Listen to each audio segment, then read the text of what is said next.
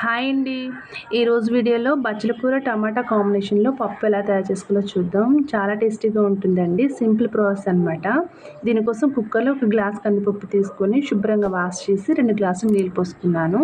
ఇందులోనే 3 పెద్ద సైజు టమాటాలను కూడా ముక్కలుగా కట్ చేసుకుని వేసుకున్నాను. అలాగే ఒక 5-6 పచ్చిమిరపకాయలను కూడా వేసుకొని పావు చెంచా పసుపు, 1 స్పూన్ ఆయిల్ వేసుకొని శుభ్రంగా వాష్ చేసిన బచ్చల కూర వేసుకోవాలి. ఇక్కడ నేను నాటు బచ్చల కూర తీసుకున్నాను. ఈ ఆకుకూర వేసిన తర్వాత కుక్కర్ మూత పెట్టేసి మంటను మీడియం ఫ్లేమ్లోకి అడ్జస్ట్ చేసుకొని 3 విజిల్స్ పెట్టుకోవాలి. 3 విజిల్స్ తర్వాత స్టవ్ ఆఫ్ చేసుకొని ప్రెషర్ అంతా పోయిన తర్వాత మూత తీసి చూస్తే పప్పు ఇలా ఉడుకుతుందనమాట.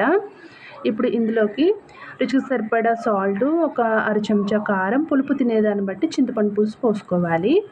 ఇవన్నీ కూడా వేసి అంతా మిక్స్ చేసుకొని మరో 5 నిమిషాల పాటు మీడియం ఫ్లేమ్లో ఉడికించుకోవాలి.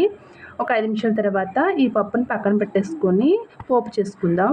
పోపు కోసం ఒక 3 స్పూన్ల ఆయిల్లో జీలకర్ర, మెంతులు, ఆవాలు, మినపప్పు ఇవన్నీ వేసి దోరగా ఫ్రై అయిన తర్వాత ఎండుమిరపకాయలు కూడా వేసుకోవాలి. ఇందులోనే క్రష్ చేసిన వెల్లుల్లి రెబ్బలు, సన్నగా కట్ చేసిన ఉల్లిపాయ తరుగు కూడా వేసి ఇవన్నీ చక్కగా ఫ్రై అయిన తర్వాత కొంచెం ఇంగువ, కరివేపాకు వేసి పప్పు చక్కగా వేగిన తర్వాత స్టవ్ ఆఫ్ చేసుకొని మనం రెడీ చేసిన పప్పు వేసామంటే బచ్చల కూర పప్పు రెడీ అయిపోతుందండి. చాలా సింపుల్ ప్రాసెస్, చాలా టేస్టీగా ఉంటుంది.